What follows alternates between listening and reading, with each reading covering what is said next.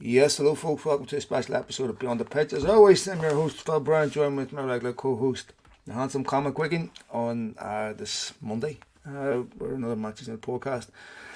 Before we get started, mate, I had to start this podcast on a somber note because over the weekend, United fans lost an icon in Sterling. Many fans will have personal stories about Ian helping them out, doing things that many fans need, such as help with getting into the ground, help with tickets, making sure that the people weren't selling tickets above face value. There was an awful lot that Ian did that doesn't get talked about. Someone that tended to the graves of players from the Munich air disaster, never talked about it. Someone who argued vociferously with Joe Glazer, whether through a computer screen or otherwise. Someone who had a massive part to play in making sure they were safe standing at Old Trafford. Someone who said, in English football in general, said it couldn't happen. Many said it couldn't happen. An absolute consummate gentleman. Someone, of course, who was also integral in making sure that ticket prices weren't raised for a decade. If you're a United fan, you owe Ian Sterling a debt of gratitude. And I want to dedicate this podcast to him, his family, and to the job and the work that he did as a Manchester United fan for many United fans like myself and others around the world. Such a huge loss. So just unfortunately, he died over the weekend. So this goes out to him, and a massive thank you on behalf of myself and other United fans. So, mate, we'll talk about, of course, the disappointment the weekend in the Leach. Obviously, we'll talk about the VAR inconsistency. We'll talk about the fact that it's just coming out right now that Garnacho has picked up. He's been out for 3 to 4 months. I haven't had that confirmed, but that's what it looks like, which is absolutely devastating. And then I'll tell you what I think I see in United that is partly responsible for not the baddest result. I thought they played really, really well against Betis. But what I think I see in this United team, we'll talk about Sancho, we'll talk about possibly Harry Kane coming in the summer, and a few other things. First of all, what was your take on the game at the weekend? Thought we looked leggy. I thought what I referred to last week, strength and depth, wasn't there. I think it's even worse now with Garnacho out. Palestri's going to have to step up. He's still very young. Would just seem as if we've hit a brick wall. Like there was a point where you said it. I don't know when our next defeat's coming, and it was so true at that point. You just couldn't see it, and it's the opposite now.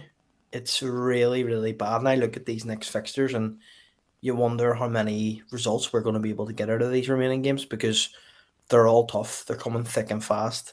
We've got games every 4 or 5 days. It's getting to the point where you need a big squad, and this is the unfortunate position we're in due to the ownership not reinforcing in January. Yeah, this was always going to be a potential. To me, there's two factors that, the Thursday games, Sunday games are notorious for this. This is one of the reasons why you want to avoid Europa League. When you get into the latter stages of Europa League, this is where it starts to take its toll. Thursday, Sunday is hard enough to do. But then you factor in the fact that we had a World Cup, and most of United players were at the World Cup. So, and then you factor in, and I know that other clubs are going to say, well, this is true, for what Arsenal and what have you, and that they've been a bit luckier with injuries and what have you. United have got key injuries in key positions where you can't really replace them, and eventually over the course of 38 games it'll show. I think they could do with Christian Eriksen, because once again I'm left a bit perplexed by Jadon Sancho, where I think he's going through an identity crisis where he doesn't really know himself where his best position is. I think in his slight defence, there's pros and cons to Big Veghorst. His workload is, he's fantastic. He works hard. He's great and all that there. But you have to have more to play for Manchester United as a central striker. You have to have somebody that takes 3 out of 5 chances, not 1 out of 5. Because in some of these games, you're not going to get 4 and 5 chances. And the chance in the Southampton game where he should have taken it, in my opinion. And it's hard to play when you're number 10 off a big target man that drops deep, rather than some players that run in behind the channels that are quick, that lie on the the shoulder of the defender. I don't think it's really that well suited to a number 10 playing off someone like Weghorst that sometimes are occupying the same space. I think you have to give Ten Hag credit that he's doing a lot of this without a real striker. That is something that must get addressed. And maybe as much, I know you never looking at Sesko, but I really think they need a world-class number 9 that's ready to hit the ground running right away. Not a kid that needs to feel his way into the Premier League for a year or two if you want to compete for trophies next season. I mean, United to me are 2 injuries away from being a completely different team, and that would be to Rashford and Casemiro. Even when Casemiro went off the weekend, you could see once again there's a massive difference in how United play. I know they were down to 10 men. And let's be honest, against the Southampton team that went and beat Chelsea at Chelsea 2 weeks ago, that when you look at their team 1-11, they shouldn't be where they are. No, I think we're becoming too reliant on the likes of Casemiro, Rashford. I mean, goal-wise, we're way too reliant on Rashford now. No one else really is chipping in, and that includes Bruno, who's been here or there. I mean, Anthony, don't start me on Anthony. The guy hasn't even got an assist this season, mate. It's an absolute disgrace. I haven't seen him cross the ball. I'm not even joking when I say that. Like, I haven't seen him put a cross in the box. Have you? I've seen him shoot that same shot that we've seen him score a couple of goals from. But there's that old saying, like, if you keep on trying, you're going to get it at some point. He's tried it that many times. He's due a few goals, but I haven't seen him put a ball in the box. Genuine question, have you? I've seen him try it. I don't know how successful he's been. What I do see is a lot of frustration in the body language of other United players when he either puts a bad ball in or he shoots and it flies way over. It definitely is a concern to me that when you think about a one-trick pony, at the moment it applies to Anthony. But he's a one-trick pony with not many tricks, to be honest. But the thing is, he's very predictable. He cuts inside every single time, cuts for the bottom corners. Like we said 2 weeks ago, his goals are all the same. He's going to have to add another dimension to his game because this level's too easy to defend against. You know what he's going to do every time. I'm not writing him off. And in comparison to some other wingers, I mean, like Nicolas Pepe, for example, he's had a better start to his United career than what Nicolas Pepe had. And Arsenal paid pretty much close to what United paid for Pepe. What United paid for Anthony, Arsenal paid similar. You know, I don't think Jack Grealish has been outstanding. But when you don't have a central striker that's scoring goals, you have to get goals from the channels. And it's usually one or the other. I mean, you look at City, all their goals are going through Haaland, and they're not getting goals really from wide areas. United are, and Ferguson said it himself, they're too reliant on Rashford to get them goals. If Rashford has an off game, United are really impotent up front. If I could pick out maybe one mistake that Ten Hag's made, I'm still not convinced that Anthony's worth the money that was paid. Now, he may prove me wrong, and I hope he does prove me wrong. I hope that kid goes on to be an exceptional talent. But the other thing that I noticed about him that is a little concerning is he doesn't have electric pace. You know, and for someone that doesn't have electric pace, there's a thing that really irritates me when he does those stupid rollovers, which slows him down even more. And it slows down United's attack. And I'm looking at him going, damn, he got skill on the ball. But I've criticised Sancho for not having, not criticised, but acknowledged that he doesn't have the pace to be a lightning quick winger. And you could argue that United looked better when Palestri came on. See, I actually disagree. I think Anthony is very quick. I don't know. I mean, when was the last time you saw him get away from a defender? I can't remember. I'm looking at him like, where's that pace? I don't know. Maybe I'm wrong, but something reminds me that I seen it the other week and I remember thinking, geez, he is fast. But I agree with you on Palestri. I think Palestri's an out-and-out winger and he shows so much more endeavour than what Anthony does. He shows something different. And that difference that he shows is what we need right now. I think Palestri's still raw. I think there's obviously a lot of work to be done there. It's unfortunate for him that he's going to be thrown at the deep end. I mean, what's the story of Anthony Martial? Is he back? Isn't he back? Well, I mean, you can't. I mean, at this point, there's no point in even expecting anything from Anthony Martial. Anthony Martial's career at Manchester United, he may end up staying past the summer simply because nobody else will take. But the problem is, who's going to. This is the same problem with Phil Jones. in the sense people are, why didn't Phil Jones leave? For the same reason I didn't sign for Blackburn, or it's the same reason I didn't, because nobody wants him. Nobody wants a footballer that can't play football. So if imagine you're a sporting director and you go, you know what, the answer to our problems next season is Anthony Martial. How many years left in his contract? I can't even think. don't One, know. two? I think it's one or two. You're going to get him dirt cheap. Of course someone takes a punt on him.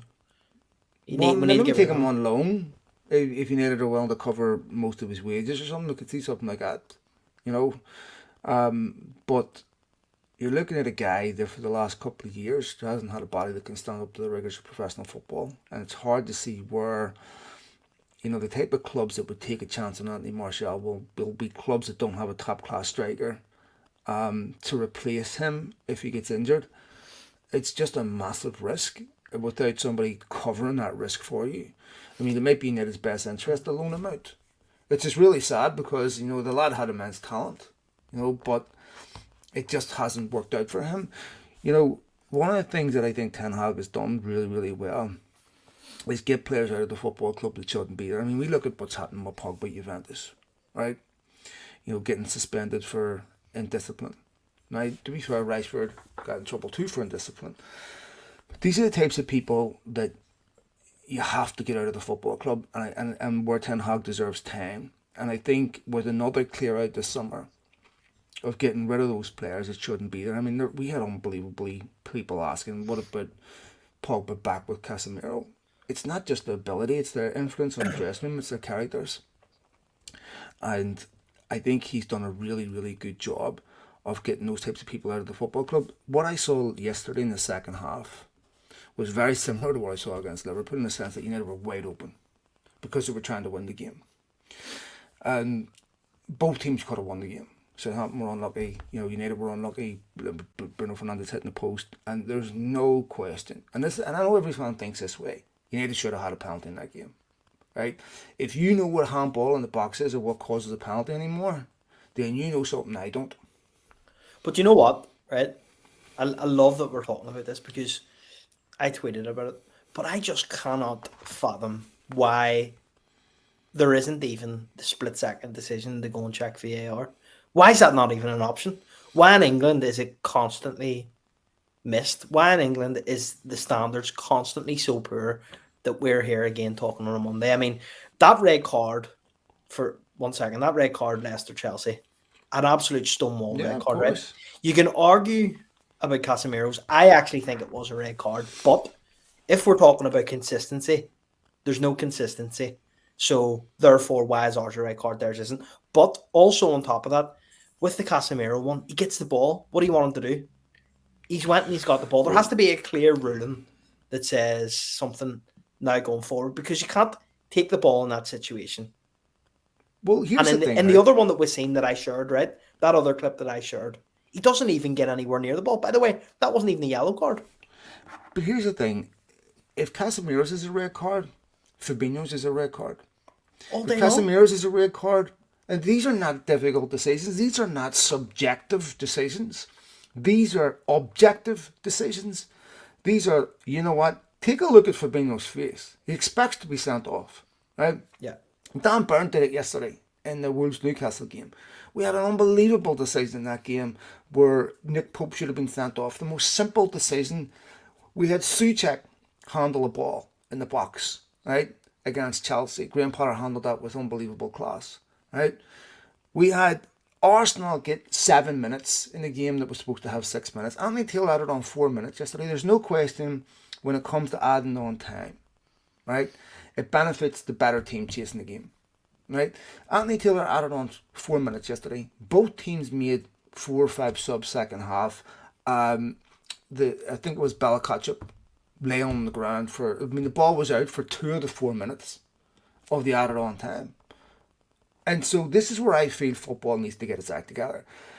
UEFA or FIFA talked about bringing in a time clock. It needs to be brought in, because you can't have situations like this where teams are lying down, rolling on the field, winding down clocks. You know, you have Emi Martinez refusing to take goal kicks. You've got Newcastle killing 30 minutes of a 90-minute game. This is ridiculous, right? But whenever there we has talk to be about better bringing these oversight than things this. on, but we're talking about bringing these things in, and we probably would have had this same conversation had we been doing this podcast before VAR came about, right? I don't think it's the best thing. I really don't. I think bringing these robotic systems in are not always better. Look at No, VAR. Look how poorly it's used in England. Yes, okay, it's used well on the continent, and even to be fair, in the Champions League, it's used pretty well. But in the Premier League, it is used. Honestly, it's not even used. but It's not fit for its purpose. I think the difference is with something as objective as time, right? You can do it with something Yeah, that's like fair enough. time. With when what's part of the problem with football is they're nuancing the rules to an umpteenth ridiculous degree, and I empathise a bit with referees because inevitably it's going to lead to different interpretations. But where I don't understand is how Andre Marner can look at the situation, because you've essentially got now two on the field referees, right? You've got someone refereeing it from the booth, and you've got someone refereeing it on the field. And the guy refereeing in the booth is not refereeing the same way a guy is in real time, where there's so many other variables. If you freeze frame something down, it's very, very easy to make it look much worse. And when you're telling Andre or telling, I mean, I think Andre Marner told him to send him off, but yet you don't send Ricardo Pereira off the day before for a much worse tackle, in my opinion. Andy Carroll, who puts Christian Eriksen out for 4 months for a despicable challenge, right? Which was designed, one of those old fashioned ones, put a marker on him early. That's what it was, right? And of course, it barely even got mentioned, wasn't given a yellow card. Christian Eriksen's out for months over it. That's embarrassing. The other thing is, if you're going to turn around and give a decision that Casemiro's gone through a player to get the ball, or vice versa, going over the ball, then you have to give the Bruno Fernandes penalty. It was a Kyle Walker-Peters went right through Fernandes to get the ball. That's a penalty then. Did make up your mind. And this is the maddening. There's no reason for that level of inconsistency. I can understand subjective decisions where it's not clear, where you're going to get some variance. But on stuff like this, referee the game consistently. And this is why I object to turning referees into celebrities. Read that dickhead Jeff Winter's book. Oh, the cop were singing for me on my last game. They knew it was my last game. This is the level of hubris you're dealing with. And now you've got referees that, well, we get an apology the next day from Lee Mason, or we get an apology and then they get stood down. But the people that make these rules never apologise. The people that make these rules don't look at it and say, you know what, we're not calibrating this properly.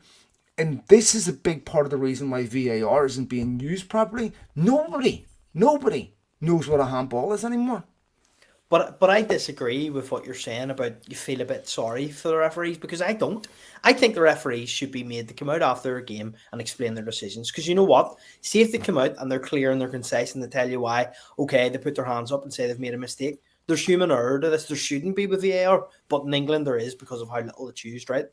I've got less of a problem with it if after the game Anthony Taylor holds his hands up and says, I'm sorry, I made a mistake. There's never that accountability. The referee gets off scot-free, and guess what? He goes and referees another game next week and he makes another decision. I think there's two ways of doing this. I think you can make the referees up during a game, right? Where you get a live real-time explanation. Or if you look at American referees in the NFL, they explain their decision to the crowd. This is what happened, why I did it. I don't really want to see that because football's not a stop-start game like that.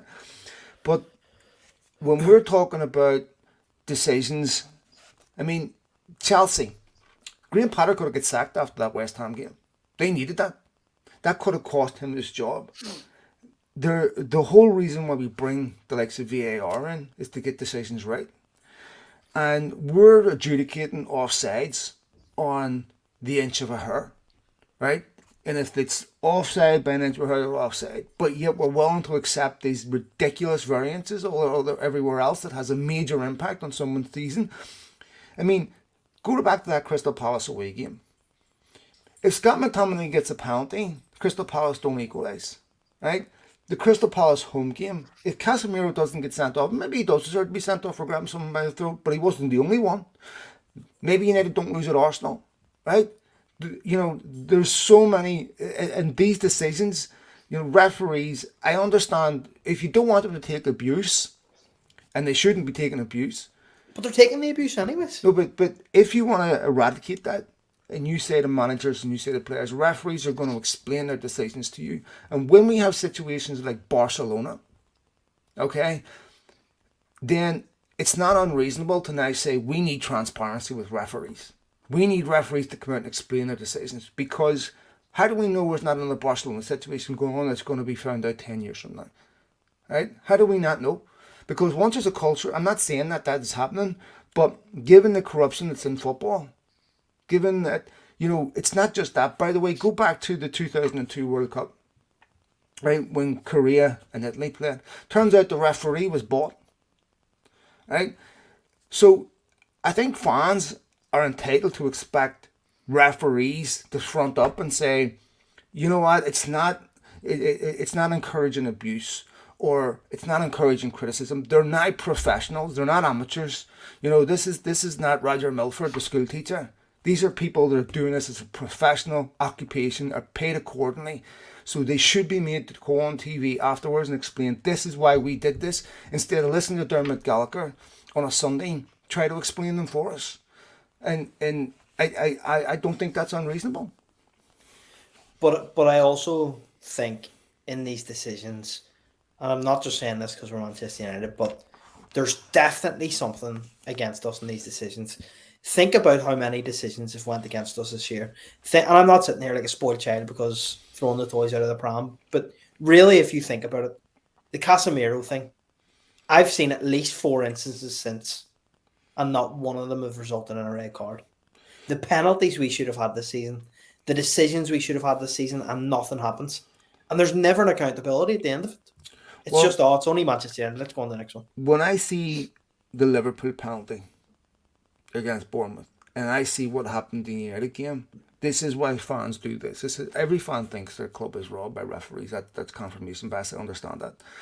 But there's no question that if a referee gives a decision that's 50-50 in United's favour, I can think of 2 games. I can think of City of Arsenal, where the country almost came to a standstill, right? Where, Christian Eriksen gets fouled in the build-up to Martinelli's goal. Yeah, but it's just a little foul. Should have let it go and should have let Arsenal score. No, if you foul something in the build-up, it is a free kick. You're sorry about that. There wasn't even a controversial decision. Then, of course, in the City game. And this was replayed over and over and over and over and over again. Referees are only human. Imagine how it feels if I give this, I'm going to get slaughtered. I'm going to have my integrity questioned. I'm going to have this done. Hard web. Right? Look at Rafa Benitez came out and did. Right? Liverpool fans attacked his integrity, questioned him, said, this is the guy, by the way, caught in camera, saying he'll never walk alone, but somehow was biased towards Manchester United. This is where I feel that referees are only human. I mean, if Manchester United had got a penalty at the weekend and scored, Gabby Bonham would have spontaneously combusted, and so would Curtis Woodhouse. Right? And the cacophony of abuse that they get, is unbelievable. And it's different whenever you've got regular fans complaining on Twitter. They're relatively invisible to that. But when you've got people with massive platforms complaining about favouritism, right, that has an impact on how people are only human. So there's no question they don't want to go through that. And it's easier not to give it than to give it. But where do we go from here? Well, here's the thing.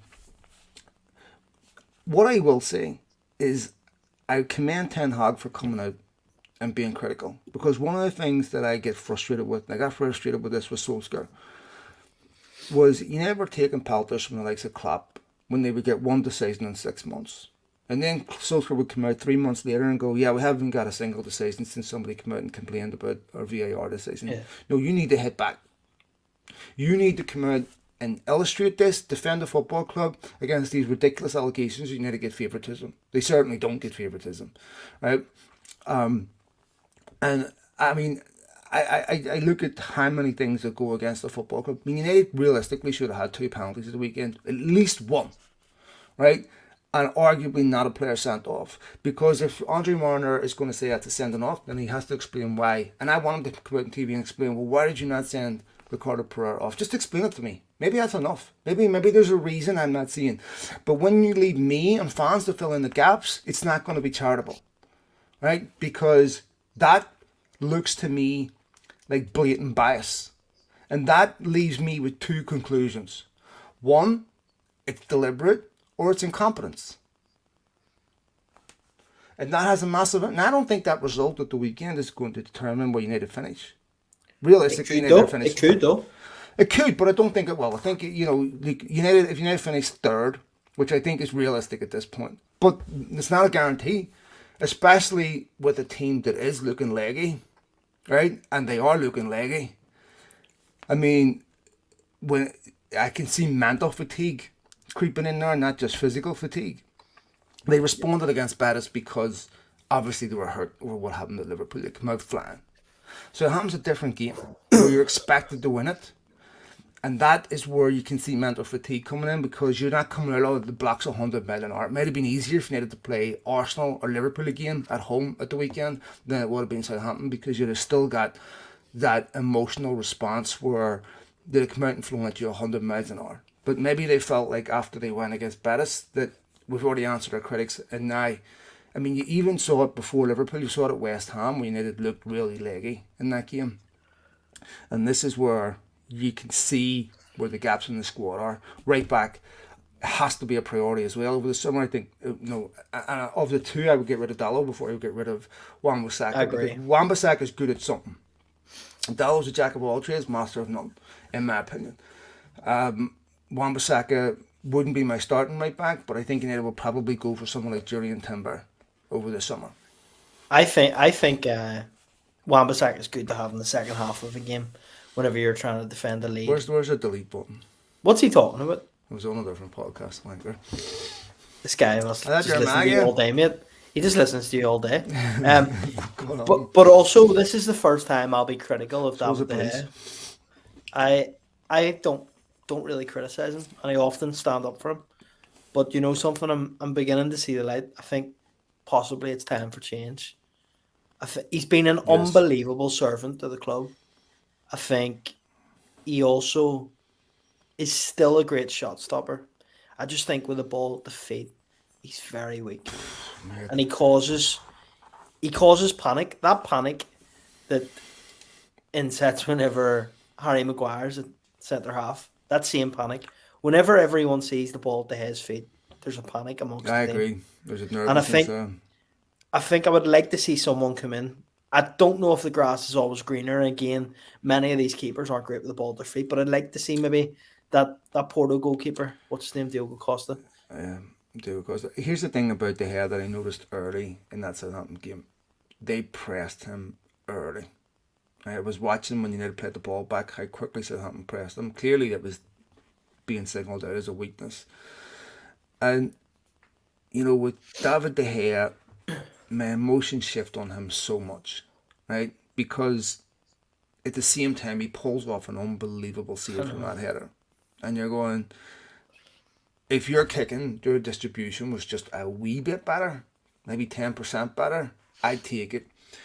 But you saw it against Betis, where he did it twice in about 5 minutes, where he gave the same ball away. And you're going, son, who are you looking at?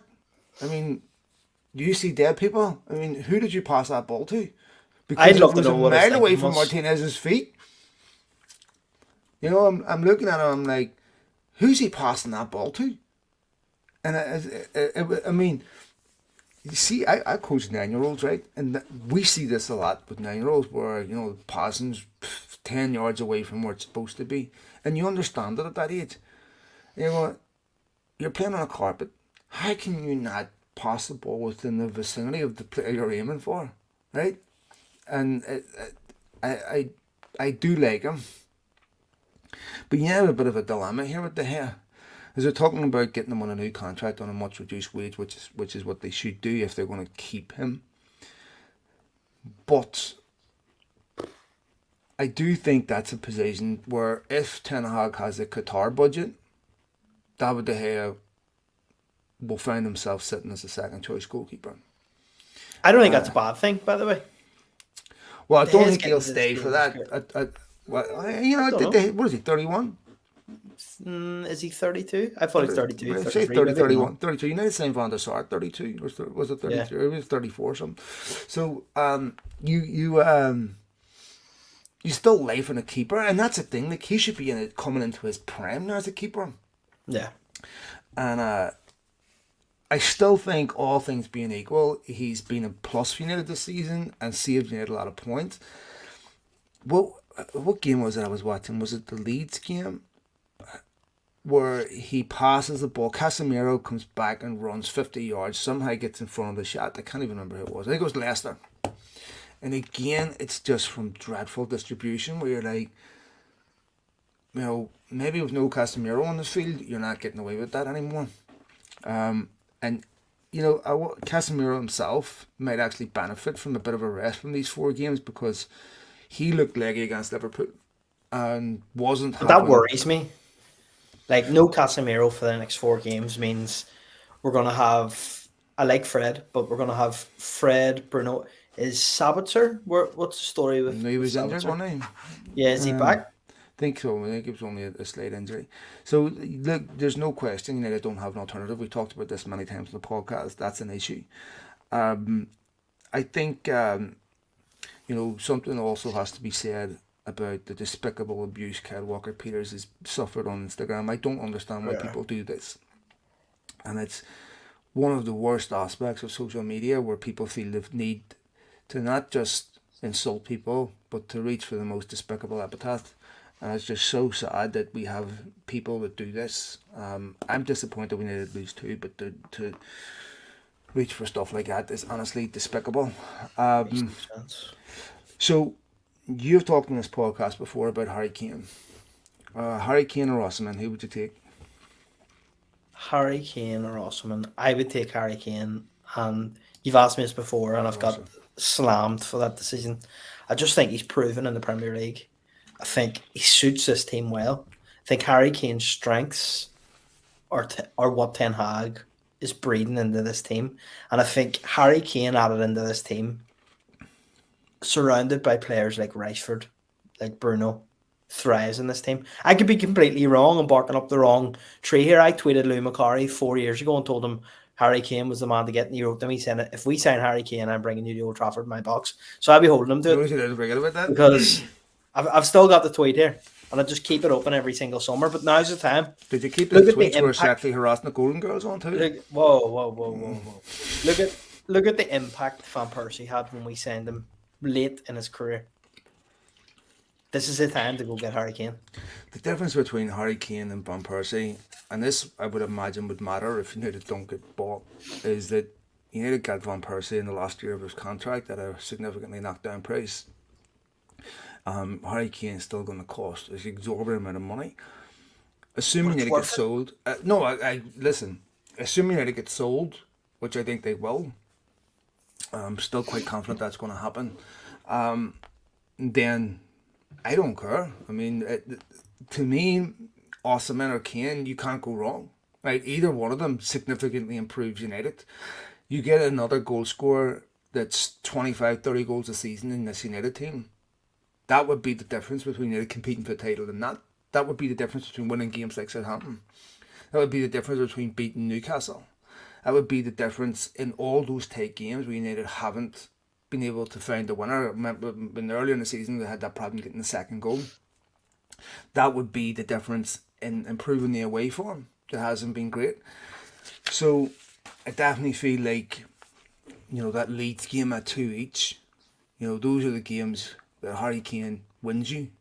And I think he is someone that is suited to the Premier League, obviously knows the league inside out, and would be one of the closest guarantees to get the goals. Osimhen is younger, different type of striker, big, tall, physical target man, 19 and 22 for Napoli, and probably the most exciting team in Europe. Just turn Serie A apart. A brilliant player. And personally, I'd be ecstatic with both. I think Harry Kane needs to have some sort of want in his career now.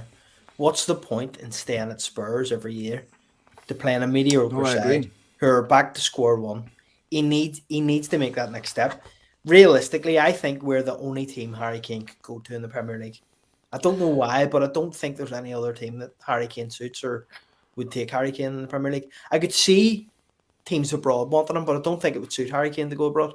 I think Harry Kane and Manchester United are a match made in heaven. And I'll sit here on this podcast at the end of next season when he's won us the league, and I'll say I told you so. I think when you look at some of his teammates, ex-Spurs teammates like Kyle Walker, and I'm not talking about his incident in the bar, by the way. You'd be fond of that yourself. No, I was going to say, hey, you took yours out, but nobody noticed. Put 6 holes in mine. Can you orchestra? He was. You look at players like that are winning league titles. I mean, he has to be asking himself now. Same situation with Declan Rice this summer. You know, does Declan Rice want to be involved if West Ham stay up, which I think they will? Does he want to play another season, scraping mid-table at best? I mean, these are big questions for these players to ask. And I did say in this podcast a while ago that I wasn't 100% sold on Declan Rice yet. And Gary Neville said the same. And a few others. Gary Neville, friend. Me and Gaz are besties. I think he steals my Does content. he follow you on Twitter too, does he? He steals my content. Think so, Jake? Because I retweet your content and he takes it because he follows me and he sees it and he goes, "That's it. I'm gonna steal Phil de Bro. What is it now? Sorry, Phil de Billing." No, he asked me. He Phil says, de Billing. he asked me. Was this Crime Match podcast? Once I saw your face on, it, or was this actually Man Utd podcast? So, but no, seriously, like he's I think when Declan Rice is a very good player, but not 100%. Not 100% sold on him yet. Maybe when he plays on a better team, we see a better Declan Rice, and that's possible too. But I was reading a lot of his stats, and I know it's dangerous to judge a player off their stats, but I think it was only 4 games this season where he was rated in a 7 and above. One of them was Harder than that team, though. No, I Harder get than that it. team, And look, the position that he plays, you know, building out from the back where you're trying to create attacks is not easy in that team, I agree. But he hasn't really stood out for England either, in my opinion. But nonetheless, I would still love to see him at United. Harry Kane is someone that would step in and score goals right away. And I haven't paid much attention to his injury record, but I think it's been decent in the last year or two, hasn't it? I don't think he's been that. Yeah, just chase some Argus, the 7-1 guitar takeover. Don't be shocked if we go for Mbappe as well. I tell you what, see if we sign Mbappe, Phil will do the LA Marathon naked. There it is, and we'll all sponsor him. 100 quid a person. Phil does it in a mankini. Okay, you can't do it naked in a mankini, right? That's it. You get me enough PCP, I'll do anything, nigga. Don't worry about that. The first time Mbappe, there's absolutely no chance we get Mbappe. No you chance. know what? He has to ask himself big questions this summer. Because I think Madrid, that man. PSG project... Stinks of Madrid. Yeah, but I think that PSG project... You know, here's the thing about Mbappe. You know, PSG are talking about they have to reduce their wage bill 30%. Maybe you want to think about that before you hand Mbappe $500 million a week or whatever they're giving him. You know, He's going to Madrid though. Has There's it no one really else worked out? taking Well, he's the next R9. He's going to Madrid. I'll probably replace Benzema at some point. But Yep. also think just I want to give a special mention. I thought McTominay did alright when he came on the weekend. He did actually.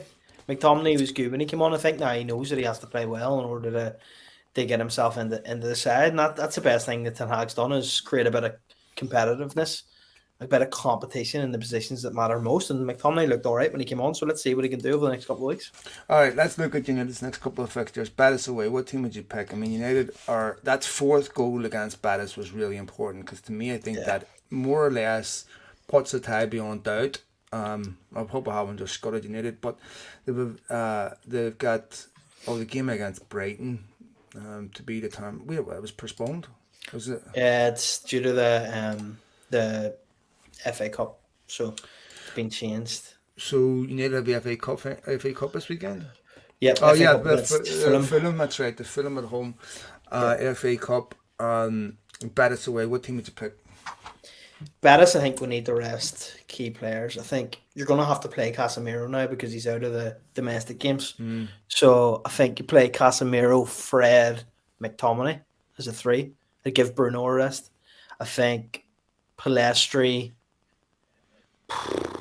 Weghorst, and maybe Sancho. I think what they'll do is they'll probably start with a strong team and then start making the changes at half time. Here's the thing about that Betis game. If you fell down 2 goals early in that game with that atmosphere at home, it could be really, really tricky. So I think they'll want to make sure they get through. And to the it's around 16. So the quarters after this, I think that would be. I think they would probably start with a strong team and then start making changes at half time, especially with the international break coming up after Fulham. So I think they'll play with a decent, strong team. Jadon Sancho is someone that responsibility on him to really show he's a Manchester United player. And this is a time United need him. Because when Eriksen comes back, maybe he benefits with the fact that Garnacho is out. But again, if everyone's fit, Ten Hag's picking Anthony out wide, Rashford out wide, Weghorst down the middle. Sometimes Bruno goes out wide, but Rashford comes down the middle. It's hard to see where Jadon Sancho gets in this United team. That's it, and he has some big games coming up where he needs to solidify his position in the side, or at least give himself a chance to do so. Otherwise, the summer it could be bye Jadon. I don't think he'll go in the summer because I think he will get another year. Partly because. Is this our problem though? We always go, we'll give him another year. We'll give him another year. I know we're not making the decision, but I've been thinking that way about Anthony Martial since the year after I think Anthony Martial's come to the end of that. And I think if the Glazers were still in United, we'd be talking about another year with him. But I don't think he'll get to stay another year. What's the point? And so I think with Sancho, he has, I could see the argument for giving him another year.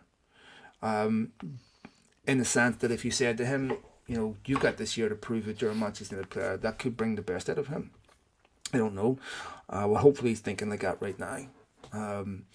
He needs to be influencing games. He needs to be creating chance. I mean, maybe you say to Sancho, okay, with a better striker, with Harry Kane ahead of you, I do think you'd see a better Jadon Sancho. He would get 100%. Confidence from assists. He would get confidence from assists. He would get confidence from. I think the other problem is, if you get rid of him and you want to bring in another number 10, that they're going to want to start, and you're going to bring in a young player that probably won't be influencing games in the same way. So I think you give him another year. And then maybe a year from now, you have to replace Christian Eriksen. You have to start thinking about that. So I would definitely give him another year. Would you? Would I? Yes. Do you think they will? Not so sure. What do you think will happen this weekend against Fulham? It's an interesting one because I don't know if he'll rest players because we're at the stage of the competition where it's quarterfinals. You beat Fulham, you've got a Wembley day out, semi-final. It's quite clear we're not going to win the Premier League. We should probably be going out to win the FA Cup. I think silverware is important. I think he needs to go strong this weekend. Casemiro's going to be a big miss. Fulham are no pushovers, but they showed against Arsenal on Saturday that they're there to be beat. And I think Saturday we need to go out, put a good performance out. Another Wembley day out coming up. And hopefully another FA Cup to add to the collection. I think if you look at that, what's left in the FA Cup, City are obviously the other team that stands out. But United will feel that they can beat City, and then if they play them in the final in any given day, they did that at Old Trafford. So I think that's a Fulham at home in a quarter final is a good tie. You expect to win that. They should win that. They should win. I mean, even if they take a draw against Betis, I think it's such a poor record against Spanish teams. That's not a bad result. No. So, especially if you get the rest of you, beat Fulham, then, of course, hope that you get no injuries over that international break. Hope that a couple of players don't get picked for the national team, get to refresh that team. Newcastle's, unfortunately, finding a bit of form at the wrong time. That's going to be a massive game to determine the outcome of top 4. Because when I'm looking at the rest of the fixtures, I'm looking at Newcastle, Brentford at home. Brentford are I know they beat City at home, but away, but their away form's different. Their home form, I expect they will beat Everton at home. Forest away, we're handy against them in the League Cup, but it'll be different because they'll be in a relegation battle. Chelsea, who knows what form they'll be in. Spurs away, Villa home, Wolves at home, West Ham away, Bournemouth away, Fulham home.